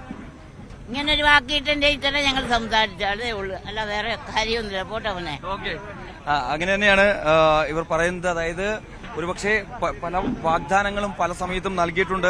അത് പക്ഷെ പാലിക്കാൻ ഇതുവരെയും ഒരു മുന്നണിക്ക് സാധിച്ചിട്ടില്ല. ഭരണം മാറി മാറി വന്നിട്ട് പോലും തന്നെ ഇവരുടെ പ്രശ്നങ്ങളിൽ ഇടപെടാനോ അല്ലെങ്കിൽ കൃത്യമായ ഒരു ശാശ്വതമായിട്ടുള്ള ഒരു പരിഹാരം നേടാനോ അത് കാണാനോ സർക്കാരിന് സാധിക്കുന്നില്ല. ഒരു വിമർശനം പ്രധാനമായും ഉന്നയിക്കുന്നുണ്ട്. അതുകൊണ്ട് തന്നെ ഇത്തവണ വോട്ട് രേഖപ്പെടുത്തില്ല എന്നുള്ള ചില അഭിപ്രായങ്ങൾ കൂടി ഈ ഇവിടുത്തെ ജനങ്ങൾ പങ്കുവയ്ക്കുകയും ചെയ്യുന്നുണ്ട് എന്നുള്ളത് തന്നെയാണ് ഏറ്റവും പ്രധാനപ്പെട്ട കാര്യം. എന്തായാലും ആ വിശേഷങ്ങളിലേക്ക് കൂടുതലേക്ക് വരാം എന്നുള്ളതാണ്. എൽദോ, മിഥുൻ, ഓട്ടോട്ടോമായി മിഥുന്റെ യാത്രയും ഇന്ന് ആരംഭിക്കുകയാണ്. മിഥുൻ ഇപ്പോൾ കൊല്ലം നീണ്ടകരയിലാണ് ഉണ്ടായിരുന്നത്. അപ്പോൾ ജനമനസ്സറിയാൻ വേണ്ടി ന്യൂസ് 18 സംഘം നിങ്ങളുടെ ഇടയിലേക്ക് എത്തും. നിങ്ങൾക്ക് അവിടെ അഭിപ്രായം പറയാം, അവിടെ രാഷ്ട്രീയം പറയാം, നിങ്ങളുടെ അഭിപ്രായങ്ങൾ, നിങ്ങളുടെ പ്രതിനിധിയെ പറ്റി പറയാം, വരാൻ പോകുന്ന തെരഞ്ഞെടുപ്പിനെ പറ്റി പറയാം. അങ്ങനെ വിശദമായിട്ടുള്ള കാര്യങ്ങൾ ചർച്ച ചെയ്യാം. ഓട്ടോട്ടത്തിൻ്റെ ന്യൂസ് 18 പ്രത്യേക സജ്ജീകരിച്ച വണ്ടിയും നിങ്ങളുടെ മുന്നിലേക്ക് എത്തും. അപ്പോൾ MG മിഥുനാണ് കൊല്ലം നീണ്ടകരയിൽ നിന്നും ചേർന്നത്. ഇനി ഗണപതി വട്ടം വയനാട് പ്രചാരണ വിഷയമാക്കാൻ ആ ഒരു ശ്രമത്തിലാണ് BJP. ഇന്ന് സുൽത്താൻ ബത്തേരിയിൽ നടത്തുന്ന വാർത്താ സമ്മേളനത്തിന്റെ പോസ്റ്ററിൽ ബത്തേരിയെ ഗണപതി വട്ടം എന്നാണ് വിശേഷിപ്പിച്ചിരിക്കുന്നത്. കഴിഞ്ഞ ദിവസങ്ങളിൽ നമ്മൾ കണ്ടതാണ് BJP സംസ്ഥാന അധ്യക്ഷനും വയനാട്ടിലെ സ്ഥാനാർത്ഥിയുമായിട്ടുള്ള K. സുരേന്ദ്രൻ്റെ പ്രതികരണം. അതായത് ഇത് സുൽത്താൻ ബത്തേരിയല്ല, സുൽത്താൻ ബത്തേരി എന്നുള്ള പേരിന് മുമ്പ് തന്നെ ഗണപതി വട്ടം എന്നുള്ളതായിരുന്നു ഈ പ്രദേശത്തിൻ്റെ പേര്. ജയിച്ചാൽ പ്രദേശത്തിൻ്റെ പേര് ഗണപതി വട്ടം എന്നാക്കി മാറ്റുമെന്നുള്ളതാണ് K. സുരേന്ദ്രൻ്റെ വാക്ക്. അപ്പോൾ അതിനെ ചൊല്ലി ഒരുപാട് വാഗ്വാദങ്ങൾ നടക്കുന്നുണ്ട്, തുടരുകയും ചെയ്യുകയാണ്. അപ്പോൾ അതിനെ കൂടുതൽ ഉപയോഗിക്കാൻ ആഗ്രഹിക്കുന്നു BJP എന്നുള്ളതാണ് മനസ്സിലാക്കേണ്ടത്. CB അനുമോദ് ചേരുന്നുണ്ട്. Anumod, good morning. ഈ വാർത്താ സമ്മേളനത്തിൻ്റെ ആ ഒരു പോസ്റ്റർ കണ്ടു. അപ്പോൾ അതിൽ ഗണപതി വട്ടത്ത് ഇന്ന് എന്നുള്ളതാണല്ലോ. അപ്പോൾ കൃത്യമാണ് BJP ഈ തെരഞ്ഞെടുപ്പിലുടനീളം വയനാട് മണ്ഡലത്തിൽ ഈ ഗണപതി വട്ടം എന്നുള്ള ആ ഒരു പേര് നിലനിർത്താൻ ആഗ്രഹിക്കുന്നു എന്ന് തന്നെ.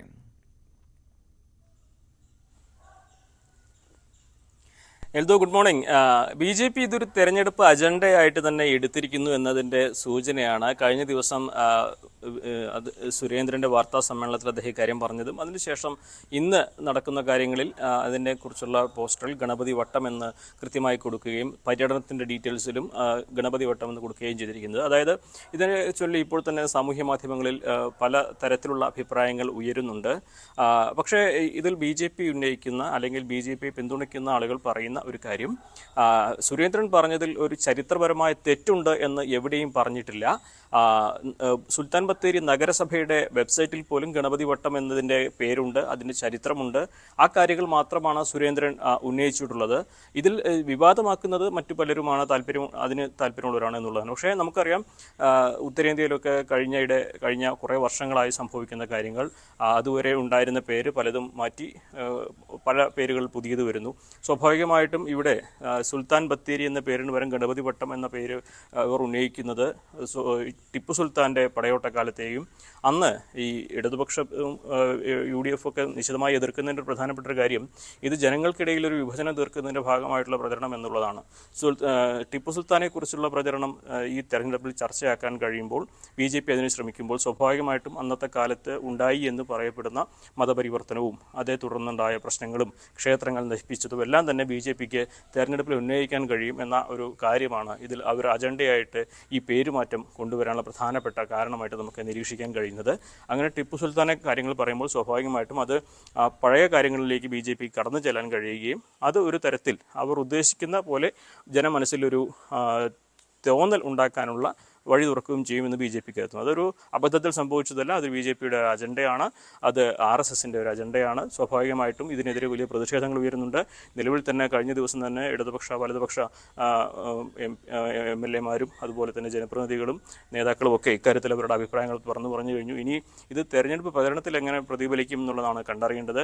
വയനാട്ടിലെ വികസന വിഷയങ്ങൾ ഒരുപാട് ഉന്നയിക്കുന്നുണ്ടെങ്കിൽ പോലും അതിനപ്പുറത്ത് ഒരു ഈ പേരുമാറ്റം, ഈ ഗണപതി വട്ടം, സുൽത്താൻ ബത്തേരിക്ക് വരും ഗണപതി വട്ടം എന്ന പേര് കൊണ്ടുവരുന്നതിലൂടെ ബി ജെ പി ചെയ്യാൻ ശ്രമിക്കുന്നത് ടിപ്പു സുൽത്താൻ്റെ കാലത്തേക്ക് അന്ന് നടന്ന കാര്യങ്ങളെക്കുറിച്ച് കൂടുതൽ ചർച്ച നടത്തി ഒരു വികാരം ജനങ്ങളിൽ ഇളക്കി വിടുക എന്ന ഒരു ശ്രമം തന്നെയാണ് ബി ജെ പി നടത്തുന്നത്. ഇതിനെതിരെയുള്ള പ്രതിരോധങ്ങൾ ഉയരുന്നുണ്ട്. എന്താണെങ്കിലും ഇത് വരുന്ന ദിവസങ്ങളിൽ വലിയ ചർച്ചയാകും എന്നുറപ്പാണ്. ഇന്ന് അദ്ദേഹത്തിൻ്റെ വാർത്താ സമ്മേളനം സുൽത്താൻ ബത്തേരിയിലാണ്. അതായത് അവർ പറയുന്ന പേര് ഗണപതി വട്ടം എന്നാണ്. എന്താണെങ്കിലും ആ വാർത്താ സമ്മേളനത്തിൽ സ്വാഭാവികമായിട്ടും ഇന്നലെ ഉണ്ടായ പ്രതികരണങ്ങൾക്ക് മേൽ സുരേന്ദ്രനുള്ള പ്രതികരണം ഉണ്ടായിരിക്കും. ഇനി അവർ സ്വാഭാവികമായിട്ട് ഇന്നലെ വന്നൊരു ഏറ്റവും അവസാനം വന്നൊരു പ്രതികരണം ടിപ്പു സുൽത്താനെ പുകഴ്ത്തുന്നവർ പഴശ്ശിരാജയെ മറക്കുന്നു എന്നൊരു പരാമർശമാണ് സുരേന്ദ്രൻ്റെ ഭാഗത്തു നിന്നുണ്ടായിട്ടുള്ളത്. വയനാട് അറിയാം, പഴശ്ശിരാജയുടെ മണ്ണാണ്, പഴശ്ശിയുടെ മണ്ണാണ്. സ്വാഭാവികമായിട്ടും അത്തരത്തിലുള്ള കാര്യങ്ങൾ കൂടുതലായിട്ട് പ്രചരിപ്പിച്ച് അത്തരത്തിലൊരു വികാരം കൊണ്ടുവരാനാണ് അദ്ദേഹത്തിൻ്റെ അല്ലെങ്കിൽ NDAയുടെ ഭാഗത്തുള്ള ശ്രമം. ഇത് വയനാട്ടിൽ ഈ വികസന വിഷയങ്ങൾക്കപ്പുറത്ത് മറ്റൊരു അജണ്ട സെറ്റ് ചെയ്യുന്ന ആദ്യ നടപടി തന്നെയാണ് ഈ സുരേന്ദ്രൻ്റെ ഭാഗത്തുനിന്ന് ഉണ്ടായിരിക്കുന്നത്. ഇനി നമുക്കറിയാം, കോൺഗ്രസിൻ്റെ ഭാഗത്തുനിന്നുള്ള രാഹുൽ ഗാന്ധി 15-ാം തീയതി വയനാട്ടിലേക്ക് വരുന്നുണ്ട്. 2 ദിവസം അദ്ദേഹം വയനാട് മണ്ഡലത്തിൽ തന്നെയാണ് ഉണ്ടാവുക. അദ്ദേഹം ഇത്തരം വിഷയങ്ങളോട് പ്രതികരിക്കുമോ എന്നുള്ളത് കണ്ടറിയണം. ഒപ്പം തന്നെ ഇടതുപക്ഷ സ്ഥാനാർത്ഥി ആനി രാജയും മണ്ഡലത്തിൽ വളരെ സജീവമായിട്ടുണ്ട്. അവരുടെ ഭാഗത്തുള്ള പ്രതികരണങ്ങൾ നമുക്കിന്ന് ലഭ്യമാകുമെന്നാണ് കരുതുന്നത്. അനുമോദ് സൂചിപ്പിച്ച പോലെ BJP വളരെ കൃത്യമായിട്ടുള്ള ഒരു അജണ്ട അതിൽ നിലനിർത്തുന്നുണ്ട്. പക്ഷേ ഇതെത്രത്തോളം ജനങ്ങൾക്കിടയിലേക്ക് എത്തുമെന്നുള്ളതാണ്. കാരണം ഒരു പ്രദേശത്തിൻ്റെ പേരിനെ അത് സുൽത്താൻ ബത്തേരി എന്നതിന് പകരം ഗണപതി വട്ടം എന്നാക്കുക. അപ്പോൾ ആ ഒരു പ്രചാരണം നടത്തിക്കഴിഞ്ഞാൽ അത് അത്രമാത്രം ഒരു മണ്ഡലത്തെ സ്വാധീനിക്കാൻ പാകത്തിനുള്ള ഒരു പ്രചരണ ആയുധമായി മാറ്റാൻ കഴിയുമെന്ന് NDA പ്രതീക്ഷിക്കുന്നുണ്ട്. മറ്റൊന്ന്, ഇപ്പോൾ IC ബാലകൃഷ്ണനും MLA അല്ലെങ്കിൽ CK ശശീന്ദ്രൻ ഉൾപ്പെടെയുള്ളവർ പ്രതികരിച്ചിരുന്നു കഴിഞ്ഞ ദിവസങ്ങളിൽ. അപ്പോൾ ഈ മറ്റ് മുന്നണിയിലുള്ളവർ ഇതിനെ വളരെ കാര്യമായി എടുക്കണമോ അല്ലെങ്കിൽ ഇത് വേണ്ട, അത് NDAയുടെ പ്രചരണം അത്തരത്തിൽ പോകട്ടെ, ഇതിനൊരു വിവാദമാക്കി കൂടുതൽ അത് ചർച്ചയിലേക്ക് കൊണ്ടുവരണ്ട എന്നുള്ള ഒരു ആലോചനയിലേക്കും പോകാനുള്ള സാധ്യതയല്ലേ കാണേണ്ടത്?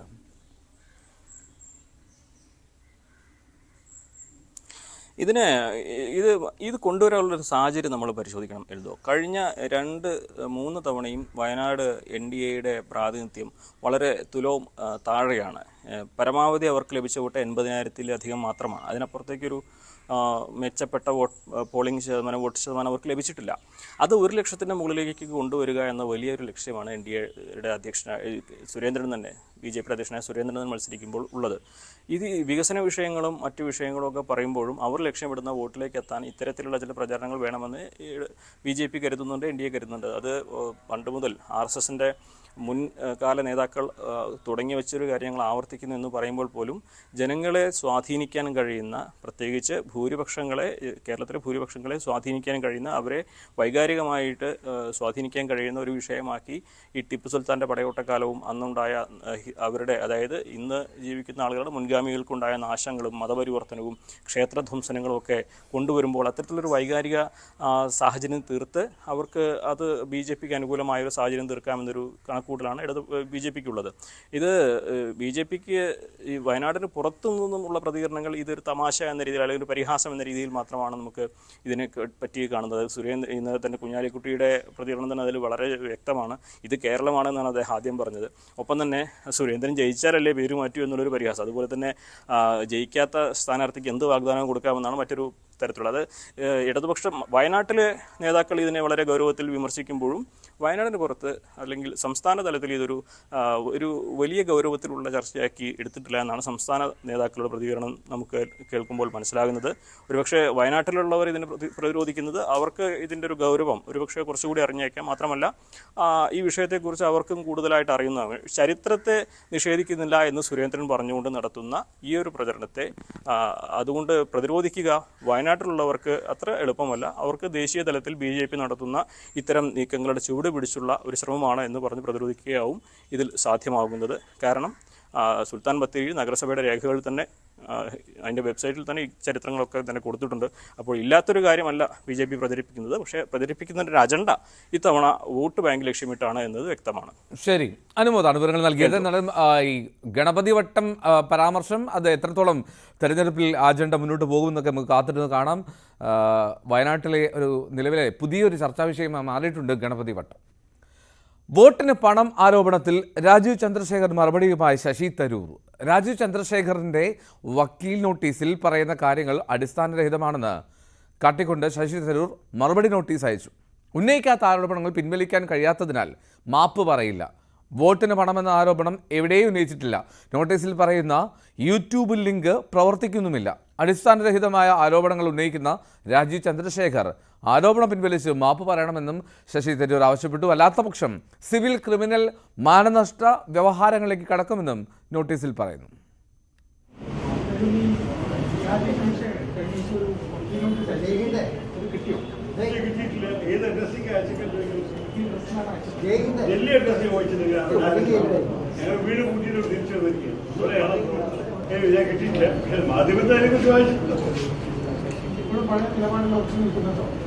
ഞാൻ എവിടെ നിങ്ങൾ കാണിച്ചില്ല, എവിടെ പറഞ്ഞിരിക്കുന്നത് അദ്ദേഹത്തിന്റെ പേരോ അദ്ദേഹത്തിന്റെ പാർട്ടിയുടെ പേരോ അതേപോലെ ചെയ്തത് എവിടെ പറഞ്ഞിരിക്കുന്നു? ഞാൻ പറയുന്നത് കേൾക്കുന്നവരെ എല്ലാവരും മൊത്തത്തിൽ കേൾക്കുന്ന ഒരു വാർത്തയാണ്.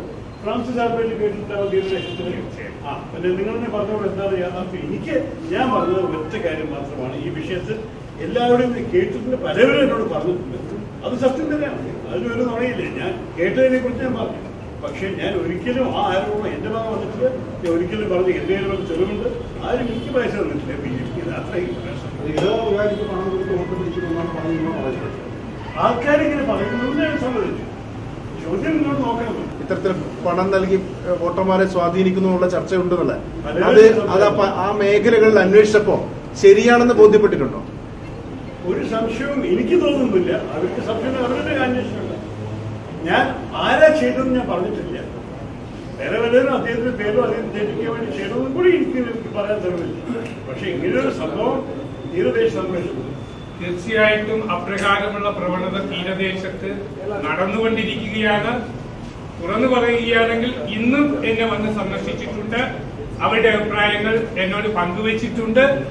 അതിനും കൂടെ പ്രതിഷേധിച്ചുകൊണ്ട് തന്നെയാണ് ഇന്ന് ഈ തീരുമാനം ഇപ്പോൾ എടുത്തതും ഇന്ന് ഉച്ചയ്ക്ക് ഞാൻ രാജിക്കത്ത് സമർപ്പിച്ചത്. ആരാണ് പണം ഓഫർ ചെയ്യുന്നത്? തീർച്ചയായിട്ടും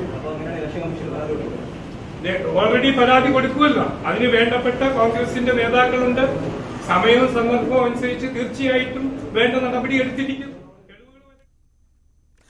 PM മാത്യു കാലാഹരണപ്പെട്ടയാളാണെന്ന് സ്റ്റീഫൻ ജോർജ്. ഗീബൽസിന്റെ പ്രതിരൂപമാണ് PM മാത്യു.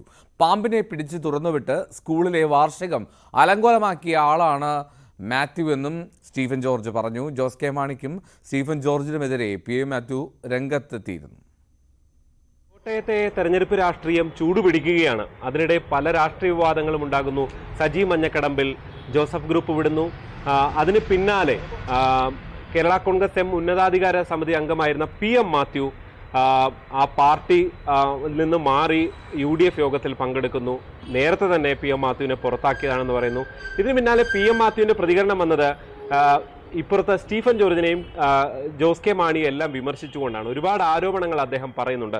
എന്നോടൊപ്പം കേരള കോൺഗ്രസിന്റെ ജനറൽ സെക്രട്ടറി സ്റ്റീഫൻ ജോർജ് ചേരുന്നുണ്ട്. നമുക്ക് അദ്ദേഹത്തോട് തന്നെ കാര്യങ്ങൾ ചോദിച്ച് മനസ്സിലാക്കും. ഒരുപാട് ആരോപണമുണ്ട്. ഈ 9 മാസം മുൻപ് പുറത്താക്കി എന്ന് പറയുന്ന ആരോപണം അദ്ദേഹം പൂർണ്ണമായിട്ടും നിഷേധിക്കുകയാണ്. പ്രത്യേകിച്ച് ഒരു നോട്ടീസ് പോലും കൊടുത്തിട്ടില്ലല്ലോ എന്നൊക്കെയാണ് അദ്ദേഹം ചൂണ്ടിക്കാട്ടുന്നത്. അതിനെന്താണ് മറുപടി? അല്ല ശ്രീധേ, ഞാൻ ആദ്യം തന്നെ പറയാൻ ഉദ്ദേശിക്കുന്നത്, ശ്രീ ജോസഫ് ബീബൽസ് എന്ന് പറയുന്ന നുണയുടെ രാജാവുണ്ടായിരുന്നു. അദ്ദേഹം മരിച്ചു എന്നാണ് ഞാൻ മനസ്സിലാക്കിയത്. പക്ഷേ PM മാത്യുവിൻ്റെ പ്രസ്താവന കഴിഞ്ഞപ്പോൾ മനസ്സിലായി അദ്ദേഹം മരിച്ചിട്ടില്ല. ആ ബീബൽസിൻ്റെ ഒരു പ്രതിരൂപം ഇവിടെ ജീവിച്ചിരിപ്പുണ്ടെന്ന് മനസ്സിലായി. ശ്രീ PM മാത്യു പറഞ്ഞതെല്ലാം നട്ടാൽ കുരുക്കാത്ത നുണയാണ്. ഒന്ന്, മാത്യു പറഞ്ഞൊരു കാര്യം, പിന്നെ ഫ്രാൻസിസ് ജോർജിനെ വോട്ട് ചെയ്യുമെന്ന് ഞാൻ പറഞ്ഞതാണ്. ഫ്രാൻസിസ് ജോർജിനെ സ്ഥാനാർത്ഥിയാക്കാതെ അങ്ങനെ പറയാൻ കഴിയില്ലല്ലോ. ഫ്രാൻസിസ് ജോർജിനെ സ്ഥാനാർത്ഥിയാക്കിയതിന് ശേഷം PM മാത്യുവിനെ ഞാൻ നേരിട്ട് കണ്ടിട്ടേ ഇല്ല. ഫോണിൽ പണ്ട് പോലെ സംസാരമില്ല. നേരിട്ട് കാണാതെ എങ്ങനെയാണ് അപ്പോൾ ഞാൻ ചൊറിഞ്ഞെന്നാണ് പറയുന്നത്. ഞാനെങ്ങനെ, എനിക്ക് ചൊറിയുന്ന പാരമ്പര്യമില്ല. അദ്ദേഹം പലപ്പോഴും ചൊറിഞ്ഞിട്ടുള്ളത്. അങ്ങനെ ഞാൻ കാണാതെ എങ്ങനെ ചൊറിയും? തന്നെയുമല്ല, ഞാൻ മനസാക്ഷി വേണ്ടേ? ഞാൻ ഈ തോമസ് ചാഴികാരനെ സ്ഥാനാർത്ഥിയാക്കുന്നതിന് മുമ്പ് തന്നെ അദ്ദേഹം 100% ഫണ്ട് ചെലവഴിച്ചതിന് LDF കൊടുത്ത സ്വീകരണം പോലും സംഘടിപ്പിക്കുന്നതിൽ മുഖ്യ പങ്ക് വഹിച്ച ആളാണ് ഞാൻ. ഞാൻ ഏഷ്യാനെറ്റിലും അതുപോലെ നാളെ ഇപ്പം ഞാൻ ന്യൂസ് 18 സംസാരിക്കുന്നുണ്ട്.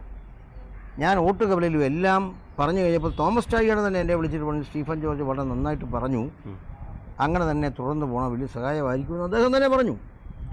ആ സ്ഥിതി ഇപ്പോഴത്തെ കാര്യങ്ങളൊന്നും മനസ്സിലാക്കാത്ത ആൾ മാത്യു എന്തോ എനിക്കൊന്ന് ചാനൽ പോയതുകൊണ്ടോ അല്ലെങ്കിൽ അല്പം പ്രായമായി കഴിയുമ്പം ലെവൽ വിടുമല്ലോ, ആ ലെവലിൽ എന്തോ പറ്റിയിട്ടുണ്ട് മാത്യുവിന്. അതുകൊണ്ടാണ് ഇങ്ങനെയൊക്കെ പറയുന്നത്. ഞാൻ മാത്യുവിനെ കാണാറില്ലല്ലോ, പിന്നെ എങ്ങനെയാണ് പറയുന്നത്? ഓക്കെ, അപ്പോൾ എന്താണെങ്കിലും ഈ തെരഞ്ഞെടുപ്പ് രംഗം അത് ചൂട് പിടിച്ച് നിൽക്കുകയാണ്. അത് ഏത് മണ്ഡലത്തിൽ പോയാലും അവിടെ നമുക്ക് ഓരോ മണ്ഡലത്തിലും അതാത് വിഷയങ്ങൾ ഇങ്ങനെ പ്രതിധ്വനിച്ചുകൊണ്ടിരിക്കുന്നു. അപ്പോൾ വോട്ടാകുമ്പോൾ അതെങ്ങനെയൊക്കെ വരുമെന്നൊക്കെയാണ് ഇനി കാത്തുനിന്ന് കാണേണ്ടത്. എന്തായാലും മോർണിംഗ് വൈബ്സിൻ്റെ സമയം ഇപ്പോൾ ഇവിടെ പൂർണ്ണമാവുകയാണ്. വീണ്ടും നാളെ മോർണിംഗ് വൈബ്സ് എത്തും രാവിലെ 7 മണിക്ക്. നമസ്കാരം.